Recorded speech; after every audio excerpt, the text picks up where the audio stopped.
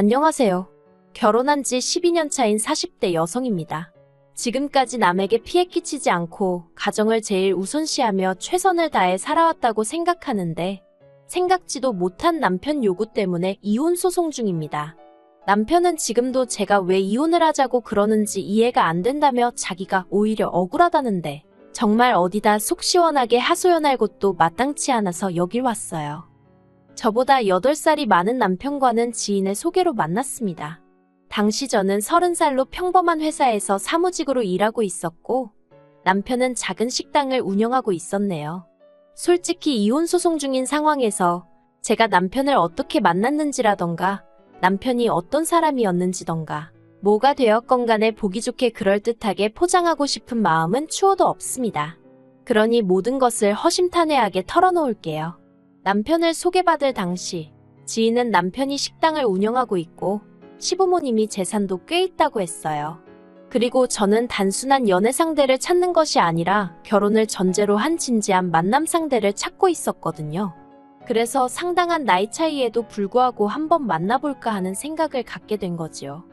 그런데 그렇게 만난 남편과는 조건을 떠나서 8살의 나이 차이가 무색하리만치 말이 잘 통했습니다. 그동안 비슷한 나이대의 남자들과 만나면 늘 철들지 않은 어린애들과 이야기하는 것 같았는데 그런 면에 있어서 남편은 아주 다르더라고요. 대화의 주제 또한 얼마나 다양했는지 재테크부터 시작해서 정치까지 거침이 없었어요. 그래서 하루가 다르게 제가 먼저 남편에게 빠져들어갔네요. 그리고 그렇게 사귄 지 1년쯤 되던 해 남편이 저에게 프로포즈를 해왔습니다. 이미 남편이 하루빨리 프로포즈를 해주길 기다리던 저로서는 생각하고 말고 할 것도 없이 오케이였어요. 그런데 남편이 프로포즈를 하면서 하는 말이 서울 외곽이긴 해도 아파트도 이미 준비되어 있다고 하더라고요. 저는 거기까지 기대했던 것은 아니었기에 조금 당황스러우면서도 솔직히 기쁜 마음을 감출 수 없었습니다. 친정부모님도 이러한 상황을 알게 되시고는 처음에는 나이 차이가 많이 나서 부담스럽다 내키지 않는다 하셨던 마음이 조금 풀린 듯한 눈치였어요. 아무튼 그래서 남편이 집을 책임지고 제가 혼수를 책임지고 그렇게 식을 올리게 되었습니다. 하지만 막상 식을 올리고 얼마 지나지 않았을 때 저희가 살고 있는 아파트가 남편 명의가 아니라 시부모님 명의로 되어 있다는 사실을 알게 되었어요.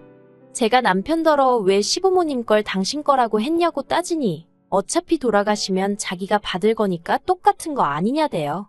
그러면서 덧붙이기를 세금이랑 여러 가지 문제가 복잡하게 얽혀 있다 보니 그렇게 된 거라며 너무 신경 쓰지 말랍니다.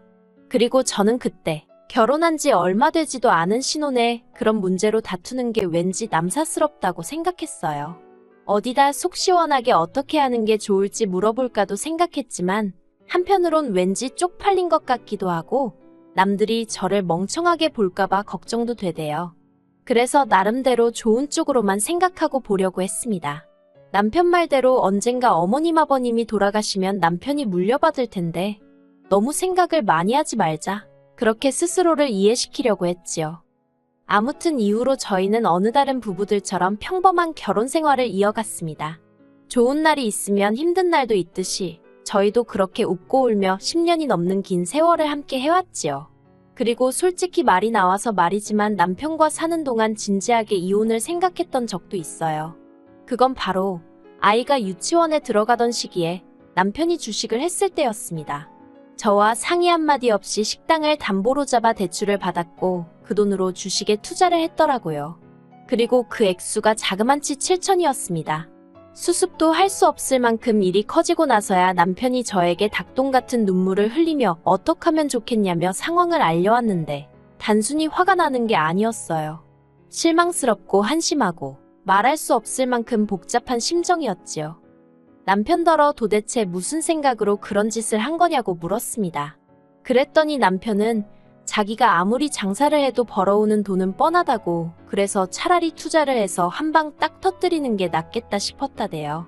그리고는 남편은 몇 번이고 이게 다 가족을 위해서 그런 거였다며 반대로 자기가 돈을 땄어도 이렇게 화가 났겠냐는 거예요. 정말이지 뻔뻔한 남편의 태도에 진저리가 날 정도였지만 결국 처음이자 마지막이란 말로 넘어가 주었네요. 어쨌든 애 아빠였으니까요. 그런데 마음을 좀 다잡고 살아보려던 찰나에 일이 생겼습니다. 건강검진을 받으신 아버님이 간암 판정을 받으셨거든요. 그런데 어머님이고 남편이고 아버님 간병을 제가 하기를 바라더라고요. 정말이지 목 빠지게 제가 하겠다고 나서주기만을 바라는 사람들처럼 행동을 하대요. 물론 단지 그 이유 때문에 제가 아버님 간병을 시작한 것은 아니었습니다. 남편과 어머님이 보여준 태도가 부담스러웠던 것도 사실이지만 저는 저대로 어쨌든 암이라는데 아픈 사람을 섭섭하게 하는 건 경우가 아니라고 생각했어요. 그리고 초기암이었으니까 수술만 하면 깔끔하게 낫는 줄 알았지요. 그래서 그까짓 거 길어봐야 한 달이다 생각하고 애들까지 친정에 맡겨가면서 자의반타의반으로 간병 생활을 시작하게 되었네요. 하지만 제가 원래 간병을 해본 사람도 아니고 4박 5일 내내 남자 병실에 머물면서 아버님을 간병한다는 건 정말 쉬운 일이 아니었습니다. 게다가 아버님 성격이 원래도 불같으신데 당신이 암 환자라는 사실을 알고 나신 이후로는 짜증까지 2배, 3배로 내셨거든요. 솔직히 저 때문에 암에 걸리신 것도 아닌데 저한테 얼마나 화풀이를 하시던지 그래도 참을 인자를 손바닥에 그려가며 꾹꾹 눌러 참았습니다. 수술만 하면 끝이니까 다 낫고 나시면 나한테 미안해하실 거라고 그렇게 생각하면서 말이지요. 그런데 안일하게 생각한 제가 어리석었어요. 암이라는 게 수술만 하면 끝이 아니라 이후로 5년 동안은 매달 한두 번씩 정기검진을 받아야 한다는 이야기를 들었거든요. 그리고 혹시나 했지만 역시나라고 아버님은 수술은 성공적으로 끝났다고 했지만 이후로 매달 한두 번씩 병원에 와서 검사를 받으라고 하대요. 그래서 어머님 아버님은 대전에 살고 계셨는데 그 검사를 받기 위해서 매달 서울에 올라오셔야 했어요. 그런데 진짜 문제는 서울에 오실 때면 저나 남편이 두 분의 일거수일투족, 그러니까 한마디로 모든 걸 대신 해결해 주길 바라셨다는 거예요. 버스는 물론이고 택시조차 타기를 거부하셨습니다. 솔직히 제가 생각하기엔 대전이나 서울이나 크게 다를 것도 없다 싶었는데 말이에요. 그래서 한 번은 제가 전화로 병원 가는 길을 알려드릴 테니 한번 직접 가보시면 어떻겠냐 여쭙습니다. 그날 회사에서 이것저것 해결해야 하는 일들이 쌓여 있었거든요. 그랬더니 아버님이 지금 늙은 시애비더러 알아서 하라는 거냐며 어찌나 격분을 하시던지요. 그래서 그때부턴 남편과 제가 되는 대로 번갈아가며 두 분을 모시고 병원에 다니고 그랬습니다. 하지만 그러면 뭘 하나요? 서울병원 그렇게 서울에 있는 병원을 맹신하며 열심히 다니시던 아버님은 결국 뼈에 암세포가 전이되어 돌아가셨습니다. 아버님이 담당 교수에게 몇 번이나 옆구리가 아프다고 말씀을 하셨는데 그럴 때마다 담당 교수가 그럴 수 있다며 별거 아니라는 듯 넘겼거든요. 보다 못한 제가 혹시 디스크일지도 모르니 MRI라도 한번 찍어보자며 동네 병원으로 모셨다가 거기서 전이 사실을 알게 되었네요. 그리고 그 사실을 알았을 땐 어떻게 손 써볼 방법이 전혀 없는 상황이었습니다. 그래서 결국 아버님은 투병 생활 3년 만에 세상을 떠나셨어요. 그런데 아버님이 돌아가시고 나니까 남편이 생각지도 못한 소리를 꺼냈습니다. 장례를 치르고 한 달쯤 지났을 때였어요. 남편이 저에게 할 말이 있다면서 분위기를 잡더라고요. 아버님이 남기신 유산과 본가를 정리하고 저희가 살고 있는 아파트도 팔아서 이사를 가자대요. 40평대 아파트를 구해서 어머님을 모시고 같이 살자고요. 그런데 사람이 너무 뜻밖의 상황을 맞닥뜨리니까 순간적으로 패닉 상태에 빠졌다고 할까요? 말도 제대로 안 나오는 거예요. 그리고 남편은 그 틈을 놓치지 않고 저에게 속사포처럼 자기 생각을 쏟아냈습니다. 어머님이 무릎도 안 좋으신 데다가 본가에는 아버님과의 추억도 많으시고 그런 곳에 혼자 계시게 하려니 자식으로서 마음이 편치 않다면서 모시고 살았으면 좋겠답니다. 어머님이 저를 시집살이 시키고 그럴 분도 아니고 오히려 아이들 키우는 데 있어서 저희가 어머님으로부터 도움을 받을지도 모른다면서요. 혼자서 얼마나 오래 생각을 했는지 말이 한번 끊어지지도 않고 그 입에서 줄줄줄 나오는데 기가 차대요. 저는 남편에게 모시고 사는 건 안 된다고 딱 잘랐습니다. 지금도 회사 다니면서 애 둘 케어하기도 힘들어 죽겠다고, 그런데 어머님까지 어떻게 모시고 살라는 거냐고요. 그랬더니 남편은 말이 모시고 사는 거지 집도 넓혀서 갈 거고 어머님이 생전 저한테 뭐 바라는 거 있으셨냐면서 저더러 무조건 싫다고만 하지 말고 좋은 쪽으로 생각을 좀 해보랍니다. 하지만 이건 뭐 생각해보나마나 문제였지요. 제가 남편더러 지금 어머님 연세가 얼마시냐, 앞으로 살다 보면 편찮아지실 거고 그러면 그 병간호는 또 내 몫이 될 텐데 아버님 때 너무 시달리고 고생을 해서 그런지 이제는 엄두가 안 난다고 같이 못 산다고 했어요. 그러자 남편이 한다는 소리가 너 유산 받기 싫어? 그러는 겁니다. 아버님 돌아가시면서 현금 1억 정도 남기셨고 땅도 조금 있고 뭐 두 분이 사시던 아파트 그게 남편 말로는 몇 억은 한다대요. 그런데 솔직히 말해서 저 그 유산 그렇게 탐나지 않아요. 유산 받으면 뭐 그걸로 제가 제 옷을 사 입겠어요? 아니면 가방 하나를 마음 놓고 사겠어요? 결국엔 남편이 쥐어틀고 있을 거고 유산 받는다는 명분으로 고생은 저만 죽어라 할 게 뻔한데 제가 무슨 그 유산이 탐이 났겠어요. 그래서 남편더러 유산 안 받는 대신 안 모실 거라 했어요. 그런데 남편은 그때부터 전에 없는 폭언을 퍼붓기 시작했습니다. 저더러 이기적이고 철없는 여자라면서 저 같은 여자는 애들 엄마로서도 실격이래요. 애들이 나중에 뭘 보고 자라겠냐면서 나중에 저희 애들도 저를 버릴 거랍니다. 아버님 돌아가실 때까지 제가 제일 옆에 오래 붙어서 온갖 수발을 다 들어드렸는데 남편 기억 속에선 그런 건 다 어디로 간 건지 황당하더군요. 하지만 남편은 제가 말이 없는 이유를 제가 뭐라도 잘못해서 말을 못하고 있다고 생각한 건지 계속해서 말 같지도 않은 소리를 이어갔습니다. 저더러 40 넘어서 이혼녀 딱지 달면 어디서 저를 좋다고 하겠냐며 다니던 회사도 잘릴지 모른다나요. 그러면서 지금 이혼해봤자 네 손해야. 너는 며느리의 도리를 거부하고 있는 거라서 내가 이혼 소송 걸면 너는 끝이야 그러대요. 그런 소리까지 들으니까 저도 눈에 뵈는 게 없더라고요. 그래서 남편더러 그래 그러면 이혼하자 했습니다. 당신 말대로 나이 40에 이혼녀 딱지 그까짓 거 달아도 그만이라고 그리고 나만 이혼녀 되냐고 그러면 당신도 이혼남 된다고 했습니다. 나이 50에 이혼남 딱지 달면 당신은 어디 가서 환영받을 것 같냐고 저도 똑같이 쏘아붙였어요.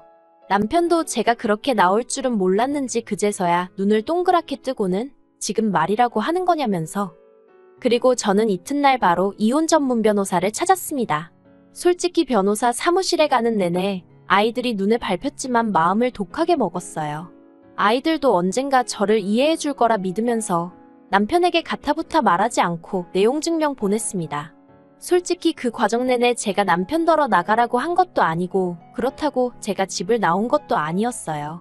다만 아이들이 혹시나 상처를 받을까 걱정되어 친정으로 보낸 상황이었습니다. 그나마 방학이었으니 다행이었지요. 그런데 남편이 내용 증명을 받고서는 아주 생난일을 치대요. 네가 뭔데 이혼을 하냐마냐 하냐면서 이혼 소리를 꺼낸 건 자기였으면서 정작 제가 먼저 액션을 취한 게 화가 나는 모양이더군요. 그리고 결론부터 이야기하자면 결국 이혼했습니다. 1년간의 지리한 다툼 끝에 제가 이겼어요. 재산도 분할받았고 위자료는 기껏해야 돈 1,000만 원이나 받겠냐 했는데 그것보다도 훨씬 웃도는 돈을 받았네요. 그리고 아이들에겐 미안하지만 남편이 곧 죽어도 양육권을 포기하지 못하겠다 하더라고요. 자기는 양육비도 필요 없다면서 무조건 아이들을 데려가야겠다는 거예요. 솔직히 식당 일을 핑계로 애들하고 어디 한번 제대로 놀러 간 적도 없으면서 막상 이혼하는 마당에는 애들 욕심을 내는 걸 보니 어처구니가 없었지요. 그런데 제가 나쁜 엄마인 걸까요? 제가 10년 키웠으니 남은 10년은 남편이 키워도 되지 않을까 싶었습니다. 그래서 남편한테 양육권 넘겼어요. 친권을 준 것도 아니고 요새 세상이 어떤 세상인데 남편이 안 보여준다고 평생 못 보고 살고 그런 건 요즘 말도 안 되잖아요. 그래서 눈 딱 감고 양육권 포기했네요. 그런데 웃긴 게 남편과 이혼하고 완전히 남남이 되고 나서 얼마 지나지 않았을 때 어머님이 찾아오셨습니다. 합가 얘기 나오는 내내 남편 뒤에 숨어서 한 번도 저희 사이를 어떻게 조율해 주려는 시도조차 안 하신 분이셨어요. 솔직히 말해서 어머님이 조금이라도 아들 내외를 걱정했다면 아들한테라도 합가 안 해도 된다. 아니 하다못해 천천히 해도 된다. 일단 네 와이프 마음부터 달래줘라. 그런 소리는 했을 것 같아요. 하지만 아버님 간병 때도 그렇고 결정적인 순간에는 꼭 당신 아들 뒤에 숨어서 나는 아무것도 몰라요. 하고 계시는 분이셨습니다. 그런데 그런 분이 절 찾아오셔서는 다시 살림을 합치는 게 어떻겠냐입니다. 저는 제 귀를 의심했어요. 그런데 어머님 말씀이 듣다 보니까 얼떨결에 당신이 살림도 다 하시고 애들 케어도 다 하고 계신 모양이더라고요. 그러면 그렇지 집버릇 누굴 주나요? 저랑 살 때도 장사하는 게 무슨 벼슬인 것 마냥 집안일엔 손가락 하나 까딱도 안 하던 인간이에요. 그런데 어머님하고 산다고 뭐 얼마나 달라지겠어요? 어머님이야 매일 제가 치워둔 깨끗한 집에서 제가 차려드리는 음식이나 드시고 하셨으니 합가를 하면 얼마나 좋을 줄 아셨나 본데. 아무튼 어머님은 계속해서 아가아가라고 저를 부르시며 애들도 저를 찾는다고 자꾸 애들 이야기를 하시면서 제 마음을 돌리려고 하셨습니다. 하지만 저는 그런 어머님의 말씀을 단칼에 잘랐어요. 이혼하면서 재산분할도 제대로 받았고 그래서 그 돈으로 저 혼자 살 수 있는 작은 아파트 하나 샀다. 위자료로 중고차도 한 대 샀다. 그리고 요새는 전에는 살림하느라 시간이 없어서 못했던 운동도 한다. 정말 사람 사는 것처럼 살고 있는데 너무 즐겁다고요. 그러니 이런 불쾌한 이유로 다시 연락하시거나 찾아오지 마시라 했습니다. 아이들은 잘 부탁드린다고 했네요. 그러자 어머님이 저더러 독한 X라며 너도 네 자식한테 똑같은 꼴을 당해보랍니다. 아니, 어머님은 왜 당신 아들 때문에 고생하시면서 저한테 화풀이신 건지. 그냥 불쌍하다 생각하고 내내 건성으로 대답하고 먼저 등 보이고 나왔어요. 속이 후련합니다. 아이들한테 미안한 건 미안한 거지만 제 인생도 소중하니까요. 만약에 애들 아빠가 정말 애들 못 키우겠다 하면 그때는 친권까지 싹 가져올 생각은 있어요. 그저 저에게 남은 소원이 있다면 언젠가 애들이 이런 제 마음을, 제 사정을 이해해줬으면 할 뿐입니다.